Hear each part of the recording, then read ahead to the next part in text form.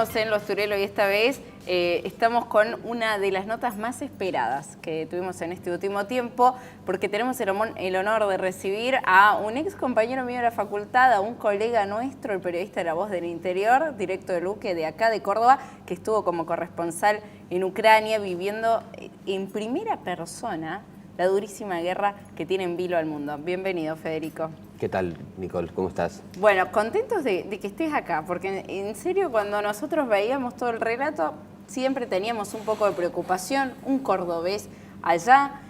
Hoy la BBC contabilizó 1.300 militares ucranianos muertos por este conflicto. Y, ¿cómo fue la decisión de ir a ese país? ¿Cuántos años tenés primero? 30.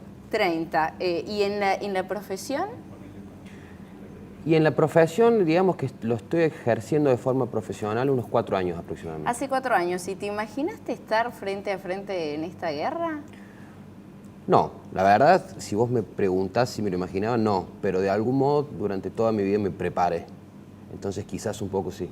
O sea que pusiste un poco de voz cuando decidieron enviarte a Ucrania. ¿Cómo fue esa cuestión? Claro, cuando las primeras informaciones de que Putin estaba acumulando tropas en la frontera comenzaron a llegar, yo le dije a mi jefe, bueno, tenemos que mandar un corresponsal si hay guerra, ¿no? Ah, o sea que vos un poco te ofreciste. Yo me cansé de insistir. Me cansé de insistir hasta que ellos vieron que era en serio y dijeron, bueno, vas a ir. ¿Tanto lo deseas? ¿Y cómo se lo tomó tu familia esto? Bueno, al principio con un poco de preocupación. Ellos me conocen, saben que cuando yo digo algo, lo digo en serio. Sí. Pero ellos saben que estoy preparado. Y en ningún momento pensaron que me iba a pasar nada. Al contrario, yo siempre traté de transmitirles tranquilidad. Bueno, y por más que hayas sentido seguridad, preparación, que haya sido un hito en tu carrera, ¿cómo fue cuando llegaste allá? ¿Te encontraste con algo que no esperabas? Sí. Nadie puede esperar. No se puede explicar. Vos crees que es una cosa y cuando llegas la realidad te pega una cachetada. Porque son muchas cosas al mismo tiempo, es mucha gente, es mucho dolor, mucho sufrimiento, mucha tensión. Yo prácticamente no tenía experiencia con armas de fuego y a lo mejor en un día en Ucrania ves 50 rifles de asalto, pistolas, cuchillos, una zona militarizada. ¿Qué fue lo que más te impactó de todo lo que viste? Te lo estamos viendo en imágenes que son imágenes que nos facilitaste a nosotros. Creo que lo que más me impactó fue un día que fui a visitar un edificio residencial bombardeado. No era un objetivo militar, había una serie de departamentos, una escuela y un supermercado y un jardín de infantes. Y el olor que había era olor a guerra, digamos, era olor a podrido mezclado con pólvora, los corresponsales lo saben. Y mucha gente llorando, mucha destrucción, casas destruidas, habitaciones de niños, juguetes tirados.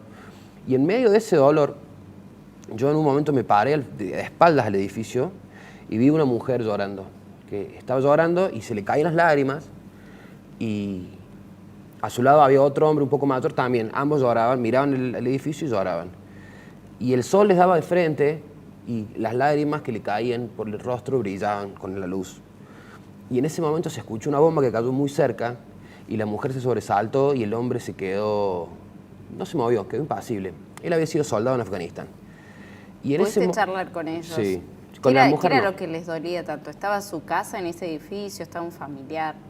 No, pero ellos vivían cerca y si uno se empapa de la historia de Ucrania se da cuenta de que en los últimos siglos han sido hostigados por los rusos en repetidas ocasiones. Vos visitas, por ejemplo, un cementerio de Ucrania y ves la parte militar, tienen una parte especial para los militares en el cementerio y hay centenas de tumbas de soldados jóvenes. Es decir, que este enfrentamiento no es nuevo y hay muchas familias, me imagino, implicadas. ¿Hay ucranianos prorrusos?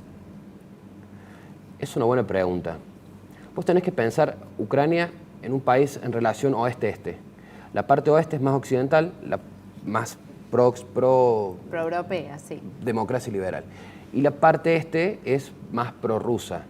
Por una cuestión, digamos, de que Rusia es una potencia imperialista y la influencia que ejerció sobre todo Europa del Este es mucha. Los eslovacos hablan ruso, los polacos hablan ruso. Entonces Rusia es a esa parte de Europa lo que Estados Unidos por ahí ha sido durante el siglo XX en otras partes del mundo. De todas formas... Claro, hay mucha influencia cultural y demás, y quizás hay familias que han tenido su origen en mitad y mitad de país. Pero ¿no notaste apoyo al enfrentamiento bélico de Putin? Nadie lo va a decir en voz alta. En Ucrania en este momento hay mucho odio contra los rusos. La gente está... Es difícil explicar, pero vos imagínate que invaden tu país, tu casa, tu familia, que te tenés que ir, que se tiene que ir tu madre, se tiene que ir tu padre, que ves que mujeres embarazadas mueren, niños mueren, soldados mueren, destrucción, sin sentido, porque la guerra nunca tiene sentido. La guerra tal vez tenga sentido para los burócratas que lo deciden, nunca para las familias que sufren, que son realmente las víctimas de la guerra. Entonces, es muy complejo, Nicole. Sí, me imagino que me cuesta oírlo y verlo, pero ninguna de esas sensaciones es como estar ahí. ¿Qué te comentaba las personas que se tenían que quedar? ¿Por qué motivo? Porque tenían que prepararse para estar en el ejército, porque quizás no podían huir. No sé cómo era la situación de los que permanecían en las ciudades ucranianas. Pocas muertes son tan nobles como el hecho de morir por la libertad. Es difícil también. Sí, pero creo que prefiero morir por la libertad a vivir siendo dominado. ¿Qué va a pasar con Ucrania si los rusos la toman? ¿Qué va a pasar con la gente? Eso te decían ellos, no querían irse. No quieren dejarle sus bienes de toda su vida, o sea, gente que trabajó toda su vida para tener a lo mejor una casa, un comercio, un automóvil, tener que dejárselo a los rusos. Hay gente que prefiere morir antes que someterse de esa manera. Tuvimos la oportunidad, Sebastián hizo una nota al representante de la Asociación de Ucranianos de Córdoba y él decía que justamente en su bandera, en todos sus símbolos patrios está esta fortaleza, esta resistencia. Pero ¿sentiste miedo en algún momento? Vos estuviste en Kiev, en Lviv, que son ciudades donde sonaban alarmas todo el tiempo y me imagino que en algún momento te tuviste que refugiar, ¿no? No. Nunca tuviste que ir a un búnker. Y Nunca, cuando sonaban las alarmas, ¿qué pasaba? Cuando suenan las alarmas, la orden es refugiarse. Pero la verdad es que nunca tuve miedo. No sentí miedo. ¿Y vos te quedabas ahí? Sí, sí. Y el hombre es un animal de costumbres. La primera vez que vos escuchás una alarma, hay tensión, te asustás. La segunda vez, un poco menos. La tercera vez te acostumbras. Le pasa con las alarmas y pasa con las bombas. La primera vez que uno escucha una bomba... ¿Cuándo fue la primera vez que escuchaste una bomba en Ucrania? En Kiev. ¿En Kiev? ¿Recién llegabas? Sí, fue el primer día. ¿Y ahí no quisiste volver? No. Tampoco. No, porque era donde estaba donde tenía que estar. Eso era lo que yo había ido a buscar. ¿Qué pasa en la ciudad cada vez que suena una alarma?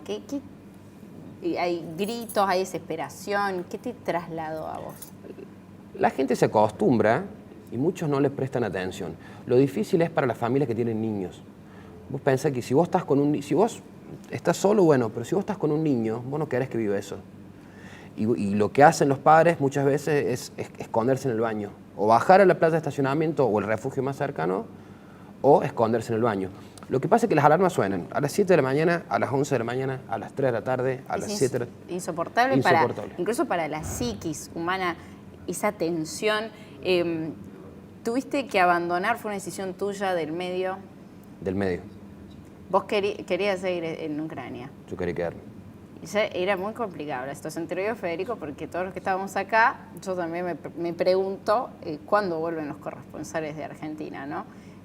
Pero, por último, ¿qué sensación te dejó cuando te fuiste?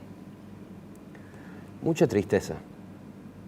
Mucha tristeza cuando, después de varias semanas, uno se acostumbra a vivir en una situación de guerra, pero cuando crucé la frontera a Moldavia y llegué a Chisinau, que es la capital de Moldavia, y vi que la gente seguía con su vida como si nada, que ya había sonrisas, porque en Ucrania no hay sonrisas.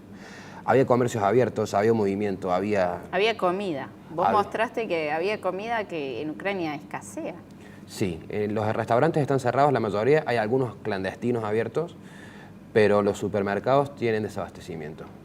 Hay algunos productos que se renuevan tal vez una vez por semana, cada 2 semanas vienen productos nuevos, pero el desabastecimiento es general. Vos vas al súper y compras lo que podés, no lo que quieres.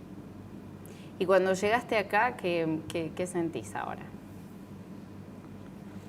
Bueno, yo hace 3 días que llegué y me está costando un poco volver a mi rutina porque después de estar en una guerra es como que todo pierde importancia. A mí siempre me gustó el fútbol y ver ahora un partido de fútbol no me puede parecer menos interesante.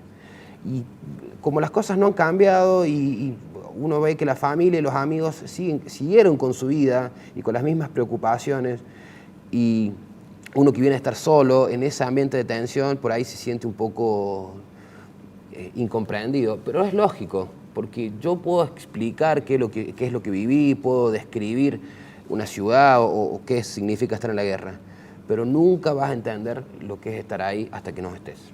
Bueno, esperemos que este conflicto, me imagino que es tu deseo, llegue a su fin.